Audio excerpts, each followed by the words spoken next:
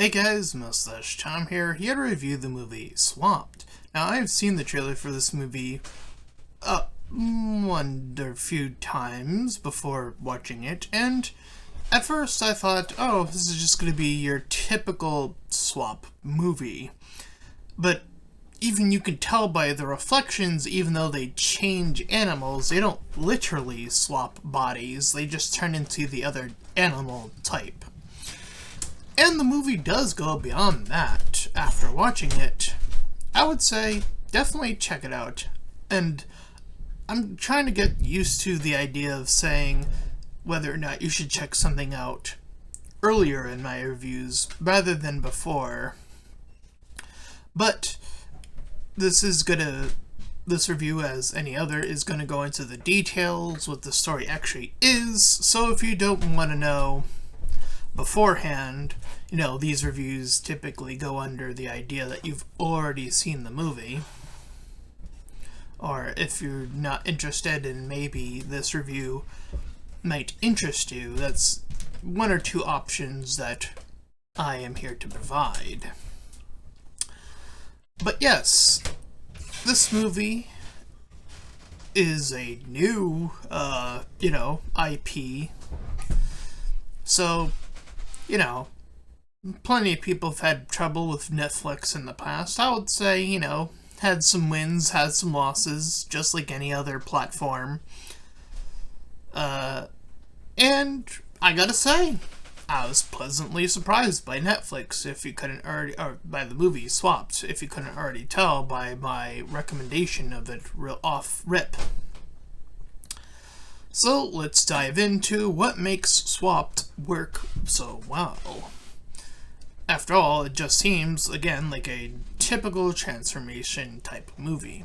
Anyway, we begin the movie, indeed, in the forest, seeing many a bird type critters, but one, we begin to see the small leaf moving in the background, and we begin to follow it.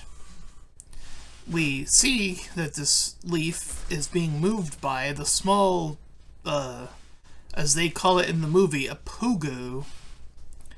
They're like small little otter-like creatures, or I actually don't know what animal type they compare to.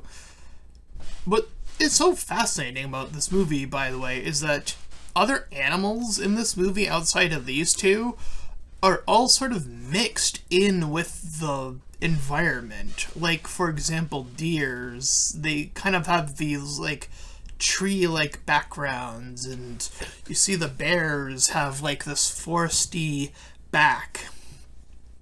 And other animals as well tend to have this unique style to them that is mixed in with the environment. It makes the movie stand out aesthetically in terms of pure design aesthetic, if that's something you're interested in.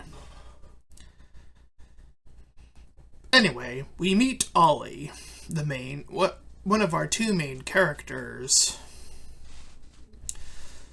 He is running off from one of the birds, presumably her, but we don't know that quite yet.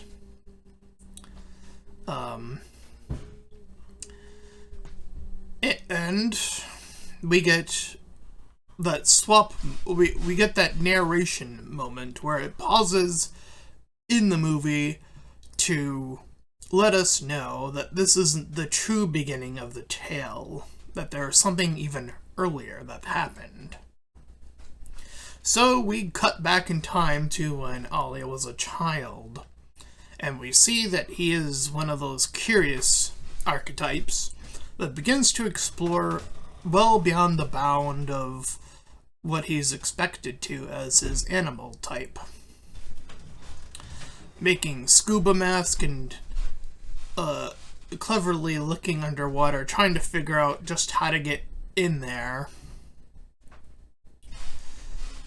And he does do this until he actually ends up creating a successful invention to breathe properly underwater. So they definitely take some creative liberties using the open pocket bamboo sticks which is something I know that is used in, or, you know, fanalized in ninjutsu, so that's a pretty cool, like, thing to call upon. At any rate, so this is where he meets this giant fish, but he's quickly pulled out by his dad. His dad is the one that reinforces to hide today in order to live for tomorrow. Obviously, going by these mantras that the world outside anything other than you is not great. But in order to send in some fear of him, the grandma tells a tale of this firewolf. And the firewolf had was this isolated creature that drove off these giant creatures that used to look over this wooded area. They are very large, but were, again, cut off. Anyway, after this story, he says it's not quite cool enough, and he sees during, in some later juncture, he's prepping for some sort of generic passing of food type of contest of some sort, to come across a curious-looking bird. A young version of the bird you see on the upper left portion of the poster there, and offers to show it some food, and even teaches the bird how to uncover the food because it's like in this pod. The bird calls in for her allies, and we learn that their food, the Pugu's food, Ali's food, is running low, because of course it is. And now,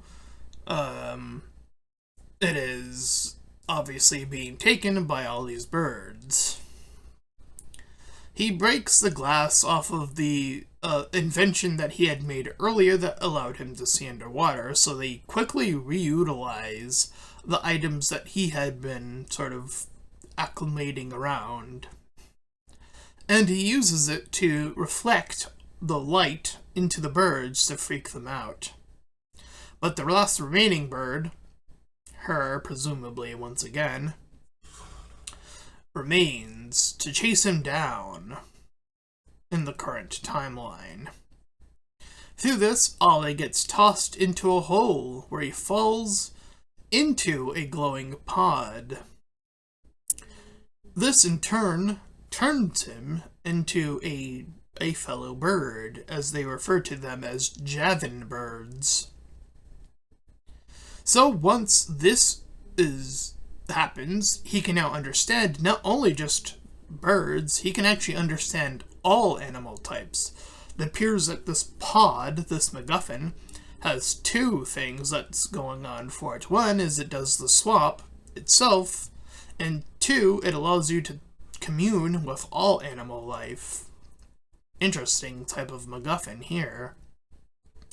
And it will obviously continue to play a role throughout the rest of the movie. But I would say this is a good use of a MacGuffin. They keep it singular, and it does involve getting quite the upgrade, might I add, but it allows for the obvious character development. They add, it's in conjunction with one another, so it's not just a MacGuffin. Obviously, it allowed the swapping of the movie to even take place. So, he tries to return to his own kind, or but he's a bird now, so they think that Ollie has been eaten by a bird. Even hearing his voice come out of the bird, that is the conclusion that they draw to. He runs off, and again we meet some tree deer galloping away, and he finds himself in a new location encumbered by 3 birds, including Ivy, the one we're going to be following, and her 2 sisters, Violet and Lily. He gets covered in poo to avoid the firewolf, or what he assumes is a firewolf, but even the wolf that is hunting has trees on top of it, so not quite the firewolf. They just assume that it is, even though, again, it's not on fire. They meet around this juncture Bugle the fish. This character will be vital. He tells them the locales of various pods throughout the movie. And of course, through their hijinks, the bird then procedurally turns into a Pugu, as you can see on her reflection on the bottom left there in the water. So now they're fully swapped into the other animal type. So now they're kind of begrudgingly she's following him as he's trying to gather intel on another location of another pod to try to revert back. And thus our, what you think is going to be the main crux of the movie moving forward. And it does take a great deal of time, but don't worry, there is a whole slew within the 3rd act that does break away from what I was expecting from this movie anyway. Obviously, Ollie, being a bird now, is struggling to even climb, let alone not even trying to attempt to fly. He doesn't even know that his wings can probably do that. And we see one of those firewolves, except it's a baby, and it becomes quite crystal clear that there are various, I'll call them tree wolves, because that's kind of what they are. That there's actually a pack of them, interestingly enough. And they are on the hunt. And they chase our 2 adventurers into a cave that's filled with snakes and vines. This is where he teaches her to use her new ability, being one of the Pugu now. They have an acute sense of smell, as we even saw earlier in the movie. So now we're just recontextualizing it of her learning this new ability. So they hop, skip, and a dip away from all the snakes. However, the tree wolves are quite crafty as they decide to howl to wake up the remaining snakes. They jump off the other end, which happens to be a cliff. This is where she has to try to teach him how to fly. A very biological thing for a bird, but remember, this is Ollie turned into a bird. So, a movie that is, interestingly making a keen observation about biology. That, this thing, the MacGuffin, grants you the ability of the other's biology. And, you can understand another person's, mayhaps, biology, even if for a temporal moment. So maybe this movie it has some stuff that it's trying to say underhandedly without actually saying it throughout the movie. Just gotta point that out there. This sort of reminds me of all the talk about, biology this, biology that. It is clear to me that this movie is pointing at maybe not, say, male versus female, even though we have a male and female, interestingly enough, so maybe there is a little hint of that here. But I think additionally this also applies to race. I mean, this early idea that even races, plural, have differences in biology. Obviously, that has been often the bulk of that was felled within racism, obviously, but come fro, it turns out that every human body is actually way more complex than just to be generally swept under one general brush. So that must also be true for sex. Interesting. It's like this movie is like, again, saying a lot more than I think what this movie might have been even implying to say, but there we are. At any rate, so once he begins to fly, he returns a line that she had spoken of earlier about if she explained it better, he would have understood it. And this is something that obviously was reversed slightly earlier in the movie, but I just wrote it the second time it happened because I noted it the second time that it happened. We learn through her that the Javan too have also almost starved. And this is where the movie gets really interesting. Because I haven't seen this, I feel, in a long time. The movie slows down. It has its first slow moment. And I struggle to remember the last movie that I have seen that took its time in a place, in a scene, where it decided to, enough exploration has occurred, we've met our characters, and now we're slowing it down. And again, I struggle to remember the last movie that did this, to my knowledge, or just off the bat of thinking about it, and I generally really appreciate moments like this. It shows that this, the people behind this really took care, really took a sense of that patience, and I think it really bends itself to making the movie significantly stronger than I think maybe someone who's just sort of generically looking at the trailer once more will come across. And it's not the only slow moment in the movie. That is what shocked me the most. But here is our first among them when she talks about how she had to look out for her sisters and so on and so forth. But I digress. Slowly we find the fish, and they promise him to give him a pot as well. Come back to that, because that's not just a line. That's very crucial to the bigger story here.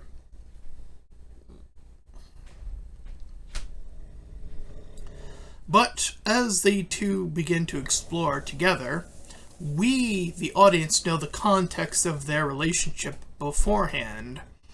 It is she who does not yet realize that he was the one who guided her to feeding way earlier in the movie, and this is where that all comes into bend, or out. So yes, he tells her that they had met before, and about this situation that she kind of, took advantage of on a whim to feed her own family, as it were. Mayhaps this is an appeal to how easy it is to take advantage of once you learn something about a group of people that, these situations are so easily breakable. They're like twigs, as it were, to keep it forest themed, as it were. And they both touch another pod. And this time they both clearly mention out the fish that they just encountered, and thus too both turn into fish. So now there are 3 fish. And this is where we get the beginning of the apology tour from her to him. After all, it was her misunderstanding or her, actions that led to a lot of this going on. But it's like if you had stolen something once you were greeted into another family's house, but you did it to feed your own family that was also desperately looking for food. It's like that. So that's the situation we got. It's trying to make both sides seem empathetic. But the fish, not maybe perhaps so bizarrely, but they encounter some green bears. And there are now also the return of the wolves, who are above them. So you have the bears below and the wolves above, as they're in the middle of this water stream. They were able to swim upstream together. But the baby wolf falls. And so, the fish, Ollie and her, Ollie prompts it to save the baby wolf. And they both get to the pods and return to their true forms. Yes, it's not the end of the movie, believe it or not. The fish twist, spoilers I guess, turns into the original firewolf from the Tales. It turns out that he got tricked into turning into that fish, and now he had lured these two into finding more pods so that he too could turn back into this form. Ivy proceeds to get attacked, and then the firewolf proceeds to burn all the MacGuffin pods in that vicinity anyway.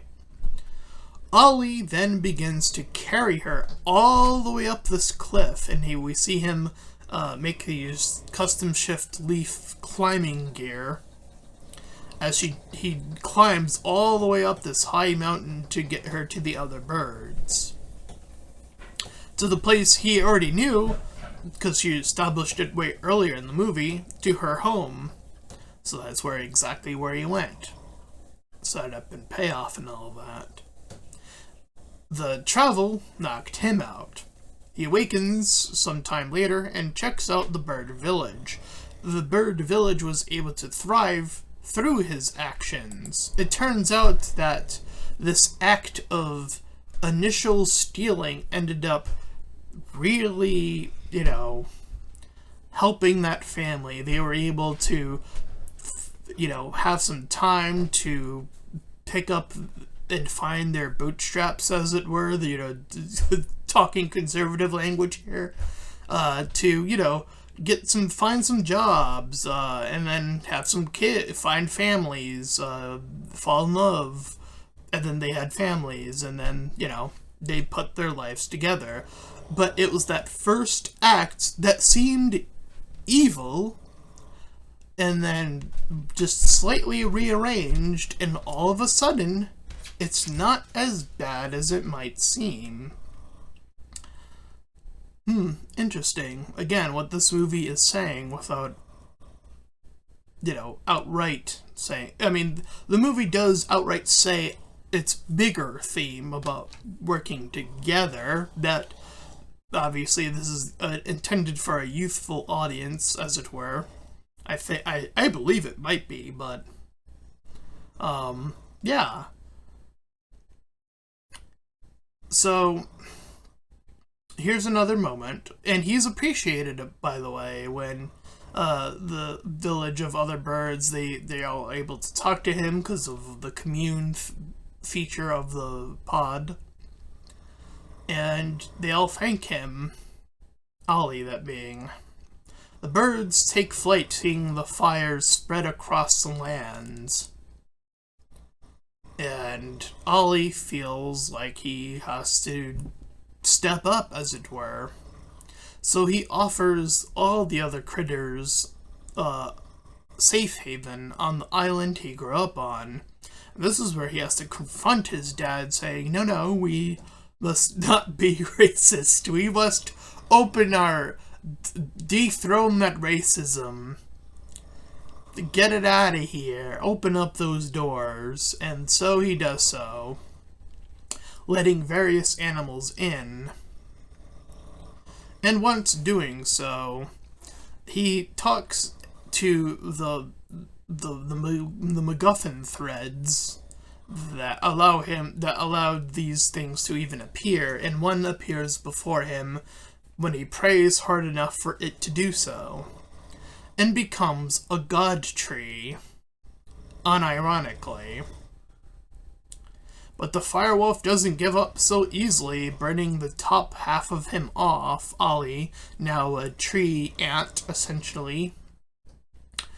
But he proceeds to flood the firewolf into oblivion, and presumably his own oblivion, and another moment of, yeah, it's a fake-out death, sure, but it is a moment where the movie slows down yet again.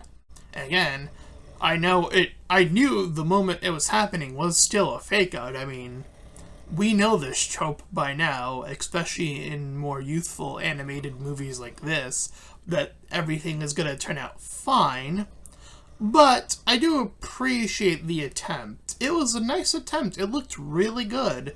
The emotions that the animals are able to carry throughout the movie, and the other previous slower moments, I'm pretty sure there was like one other one that I skipped out in my notes, but I digress in saying that these moments are really well defined and really, again, lift up the movie significantly higher than I think it had any right to be. So, obviously, some time passes, enough time for things to revitalize around them, and due to their actions of, like, breaking the dam from earlier, the other giants return, and Ollie is sent back to normal. The giants had other pods with them, is what he says.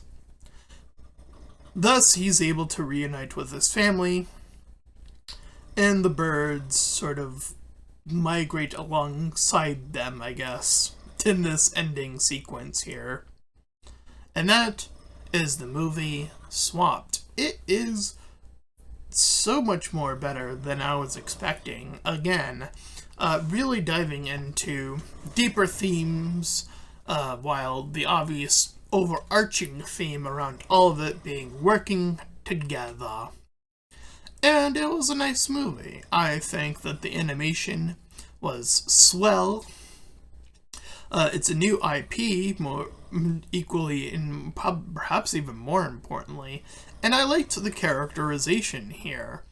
I liked that, that we actually got decently made characters. We have our sort of adventurous type, but, is often actually puts himself a little bit more down than more often time than not in Ollie. And we have the older character in Ivy who is had to put on that front and became that front in order to look out for her family. And we see these moments throughout the movie of them kindling this friendship beyond animal kind. And again, I do also enjoy that this movie does push beyond just them swapping once.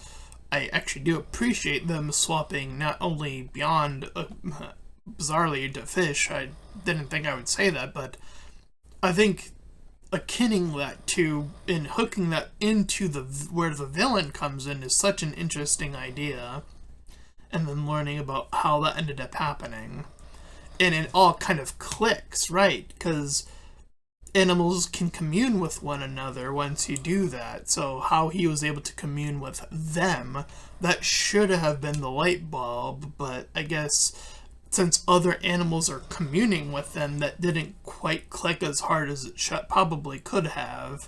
I think that's what made them drop their guard, and I think that makes sense. That logic follows. And I like that this movie has two rules, and it sticks by them, I think, for the most part. The swapping is straightforward, for first of all. You only can swap into one other animal, and it seems as if when you mention an animal's name, you become that animal.